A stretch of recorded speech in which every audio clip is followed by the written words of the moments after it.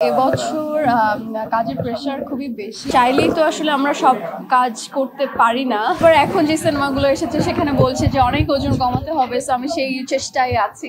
নীল চক্রের জন্যই first award পেয়েছি আমি, আর খুবই কম সময়ের মধ্যেই, মানে কেবল তো ঈদের রেশ শেষ হয়েছে, তারপরে আবার ফার্স্ট অ্যাওয়ার্ড পেয়েছি নীল চক্রের জন্য, খুবই ভালো লাগছে। আর অ্যাওয়ার্ড পেতে কার না ভালো লাগে, আমারও সেম ফিলিংই হচ্ছে। আর সবাই এত পরিমাণে ভালোবাসা দিয়েছে, আর অভিনয়ের জন্য অনেক ভালো প্রশংসা পেয়েছি আমি এবার।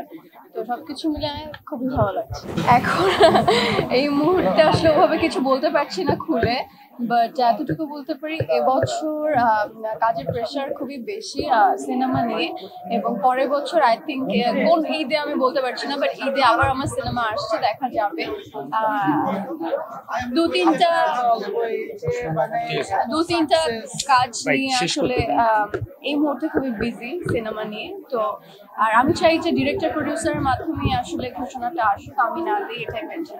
আসলে সিনেমা তো বেশ অনেকগুলোরই প্রপোজাল এসেছে, চাইলেই তো আসলে আমরা সব কাজ করতে পারি না, তো বেছে বেছে কাজ করা উচিত। স্ক্রিপ্ট ভালো বুঝে, ক্যারেক্টার ওয়াইজ বুঝে, সবকিছু মিলে আসলে।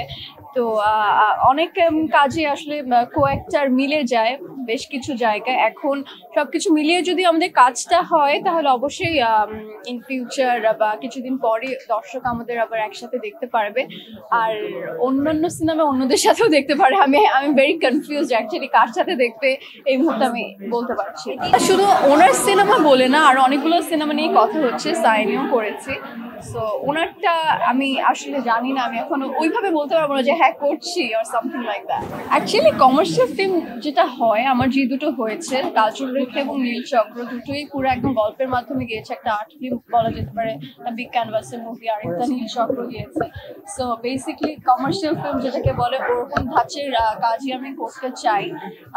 দিন শেষে আসলে মানুষ পারে না এরকম কিছু নেই, আর আমি তো নাচের মেয়ে, সেই টাইপের যে কোনো নাচই করতে পারি। সো আমি যেটাতে কমফোর্টেবল, আমি সেই কাজটা করতে বেশি স্বাচ্ছন্দ্য বোধ করবো। সো আমি চাই যে এরকম কোনো কাজ আসুক ইন ফিউচার, যেটাকে আমার পারফেক্ট ওয়েতে আমি চাই। আমি চাইলে তো আসলে সবকিছু হয় না, সবকিছু আমার হাতে থাকে না। সো দেখা যাক। আসলে কাজের ক্ষেত্রে আসলে যেমন কাজল রেখায় আমাকে একটু গেইন করতে হয়েছিল, কারণ আমি তখন অনেক শুকনা ছিলাম। বড়বেলার কাজল রেখাকে সবাই চেয়েছে বড় যেন একটু দেখায়। সো আবার এখন যে সিনেমাগুলো এসেছে সেখানে বলছে যে অনেক ওজন কমাতে হবে, সো আমি সেই চেষ্টায় আছি।